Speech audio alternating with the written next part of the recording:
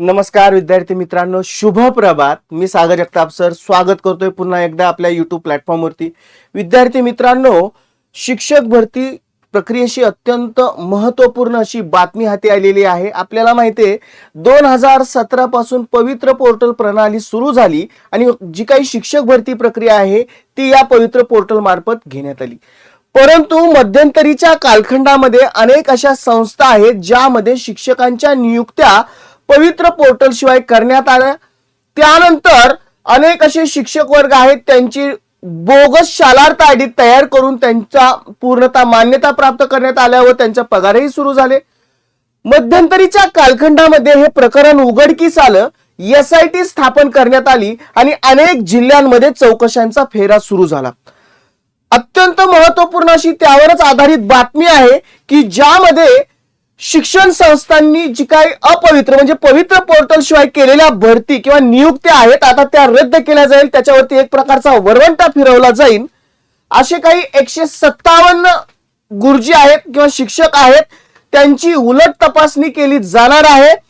त्यांना या SIT कडून नोटीस देखील पाठवण्यात आलेला आहे. संपूर्ण माहिती आपण या व्हिडिओच्या माध्यमातून घेणार आहोत.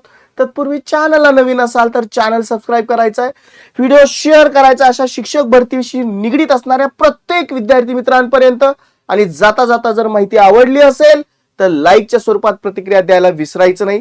तत्पूर्वी शिक्षण प्रक्रियेशी आपण बातमी पाहतोय त्याच्यातलाच महत्त्वपूर्ण असा विषय. आपल्याला माहिती आहे 21 जूनला आपण TET ला सामोरं जातोय आणि याच TETच्या परिपूर्ण तयारीसाठी खुद्द स्वतः बाळासाहेब शिंदे सरांच्या मार्गदर्शनाखाली सुरू झाले अत्यंत दर्जेदार बॅच महागुरु 1.0 आणि सेवेत असणारे रुजू असणारे शिक्षक वर्ग. आपल्याला माहिती त्यांना अनिवार्य केली TET त्यांची सेवा अबाधित ठेवण्यासाठी किंवा प्रमोशनसाठी. त्याच्यासाठी खास गुरुवर्य 1.0 बॅचचं आयोजन केलेलं आहे. बॅचचे सर्व डिटेल स्क्रीनवरती आहे. परिपूर्ण असं मार्गदर्शन महाराष्ट्रातील सर्वोत्तम टीम तुम्हाला मार्गदर्शक म्हणून लाभत आहे. या बॅचचं वैशिष्ट्य असं की ज्यावेळेस तुम्ही बॅच परचेस कराल शिंदे सरांनी बनवलेलं TET साठी अत्यंत दर्जेदार असं पुस्तक अगदी मोफत मिळणार आहे. काय करायचंय, दिलेल्या कॉन्टॅक्ट नंबरला कॉल करायचा आहे. बॅच विषयी सर्व डिटेल जाणून घ्यायची आहे किंवा डिस्क्रिप्शन बॉक्स मध्ये ऍप लिंक दिलेली आहे. द विनर स्टडी ऍप हे ऍप इन्स्टॉल करायचंय आणि क्षणार्धात बॅच परचेस करायची. एक नक्की सांगतोय, तुमचं या वर्षीचं पात्रता धारण करण्याचं स्वप्न साकार करण्यासाठी ही बॅच खूप इम्पॉर्टंट ठरणार आहे, यात मात्र शंका नाही. चला बघूयात आत्ताच्या घडीच्या सर्वात महत्वपूर्ण बातम्यांपैकी एक असणारी ही बातमी.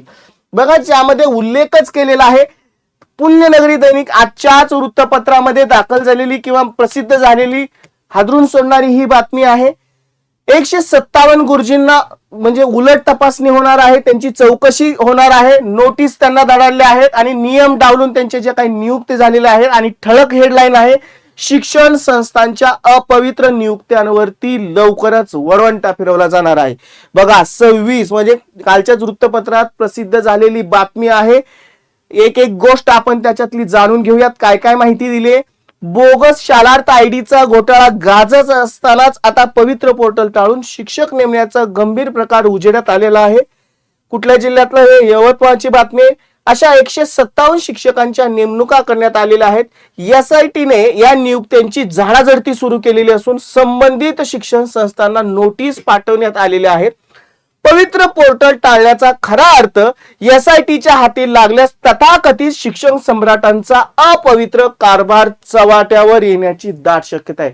म्हणजे फक्त काही एकच संस्था नाही, अशा अनेक संस्था आहेत ज्यांनी अशा प्रकारची भरती केलेली आहेत. त्यांच्यावरती आता संक्रांत बसन यात मात्र शंका नाही. राज्यात 2012 पासून 2017 पर्यंत शिक्षक भरती बंदी आहे. जून 2017 मध्ये बंदी उठवण्यात आली. मात्र सर्व नियुक्त्या केवळ पवित्र पोर्टलद्वारेच करण्याचा निर्णय शासनाने घेतला. मग दरम्यान 2019, 2022 आणि आताची नुकतीच पवित्र पोर्टल प्रणाली 2025 3 वेळा अभियोग्यता परीक्षा घेण्यात आल्या. त्यातील पहिल्या परीक्षेला उमेदवारांनी भरती प्रक्रिया पवित्र पोर्टलद्वारे आटोपली. 2022 ची भरती प्रक्रिया असेल आणि नुकतीच सुरू असणारी 2025 ची आपण त्याची प्रतीक्षा पाहत आहोत. नुकतीच ती भरती प्रक्रिया सुरू देखील होईल. मात्र यातील बहुतांश जागा या स्थानिक स्वराज्य संस्थांमधील होत्या. पवित्र पोर्टलद्वारे भरती करून घेण्याचा बहुतांश खाजगी शिक्षण संस्थांची नाखुशी साहजिकच आहे. कारण पूर्वी जी चालणारी प्रक्रिया होती ती डायरेक्ट संस्थांद्वारे नियुक्ती केली जायची आणि जसं हे पवित्र पोर्टल सुरू झालं, साहजिकच त्या संस्थांच्या मनामध्ये ह्या पवित्र पोर्टल विषयी नाखुशी होती, नाराजी होती.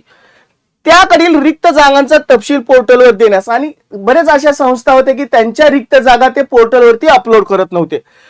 पोर्टल कडून शिफारस दिलेल्या उमेदवारांना देणगी मागण्याच्या मर्यादा आहेत. म्हणजे जे काही जरी जरी त्यांनी पोर्टलवरती आले तरी येणाऱ्या शिक्षकांना जे मुलाखतीसाठी असेल त्यासाठी देणगी मागण्याचा प्रकार, देणगी हा जरा शुद्ध शब्द आहे, त्याला डोनेशन मागण्याचा प्रकार. त्यामुळेच बऱ्याच शिक्षण संस्थांनी पोर्टल प्रक्रिया टाळली. वरिष्ठांशी सूत जुळून स्वतःच्या पातळीवर उमेदवारांना नेमणुका देण्याचा सपाटा लावला. त्यासाठी यंत्रणेला हाताशी धरून बॅक डेटेड नियुक्त्या, अत्यंत महत्वाचा मुद्दा आहे हा, बॅक डेटेड नियुक्त्या दाखवल्या गेल्या. तर काहींना कोर्ट मॅटरचा लाभ देऊन नियुक्त्या केल्या. त्या जेवढे जमेल तेवढं दान मिळून, दान म्हणजे थोडक्यात त्यांच्याकडून पैसे घेऊन याच संस्थांचे भले झाले. पण आता पैसे भरून शिक्षक झालेले तरुण कचाट्यात सापडले. म्हणजे एकतर संस्थांना पैसे भरून त्यांनी नोकऱ्या मिळवल्या आणि आता या चौकशीचा फेरा त्यांच्या मागे सुरू झालाय. म्हणजे एक प्रकारे ते कचाट्यात सापडले आहेत. 22 जून 2017 नंतर पवित्र पोर्टल शिवाय ज्या ज्या शिक्षण संस्थांनी शिक्षक नेमले त्या सर्वांच्या कारभारावर आता SITचा तपासाचा भिंग केंद्रित झालेला आहे. शिक्षण विभागाच्या निर्णयानुसार आता एकही शिक्षक पवित्र पोर्टल शिवाय गैरकायदेशीर आहे असं म्हटलं गेलेलं आहे. म्हणजे ज्यांच्या नियुक्त्या पवित्र पोर्टल शिवाय झालेल्या आहेत, बॅकडेटेड असू द्यात किंवा मध्यंतरीच्या कालखंडामध्ये झालेल्या, त्यांची ही गैरकायदेशीर आहे असं स्पष्ट म्हटलंय. मागील वर्षी अशा काही नियुक्त्यांना न्यायालयाने फटकारलं. या नेमणुकामध्ये शिक्षक संस्थांनी मोठ्या प्रमाणात पैशाचा व्यवहार केल्याचा संशय आहे. विशेषतः अमरावती विभागातील अशा नेमणुकांची चौकशी करण्यासाठी शासनाने एक समिती गठीत केलेली आहे आणि संपूर्ण या समितीमार्फत जी काही झालेली भरती प्रक्रिया आहे त्याचा खरेपणा म्हणजे काय प्रक्रिया झालेली आहे ऍक्च्युअल ही उघडकीस आलेली. आता यामध्ये काय काय त्यातल्या हायलाइट केलेल्या 2-3 गोष्टी बघायचेत. 29 एप्रिलला अमरावतीत, म्हणजे ही तारीख महत्वाची का आहे, कारण ही प्रक्रिया किंवा ही झाडाझडती सुरू होईल 29 एप्रिलला. जून 2000, कारण त्यांना त्यांच्या नोटिसा ह्या शिक्षकांना मिळालेल्या आहेत. 2017 नंतर शिक्षक नेमणाऱ्या जिल्ह्यात शिक्षक संस्थांना जाणकार लोकांना SIT ने अमरावतीत बोलावले आहे.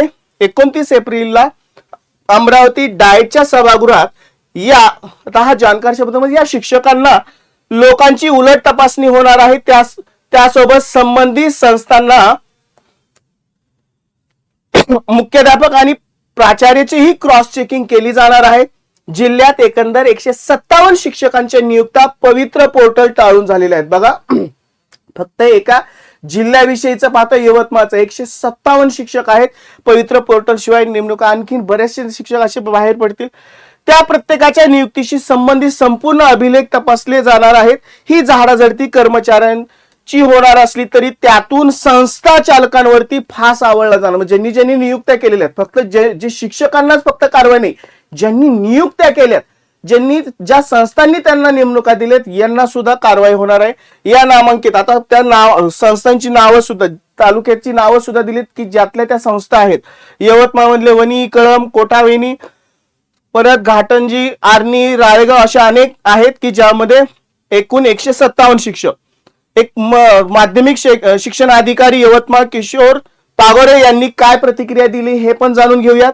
2017 नंतर विदाऊट पोर्टल नियुक्त झालेल्या शिक्षकांबाबत अमरावतीत पडताळणी होणार आहे. पण त्यातील सर्वच नियुक्त्या गैरकायदेशीर आहेत असं नाही. म्हणजे नोटिसा पाठवल्या याचा अर्थ सगळेच नाहीत असं त्यांचं मत आहे.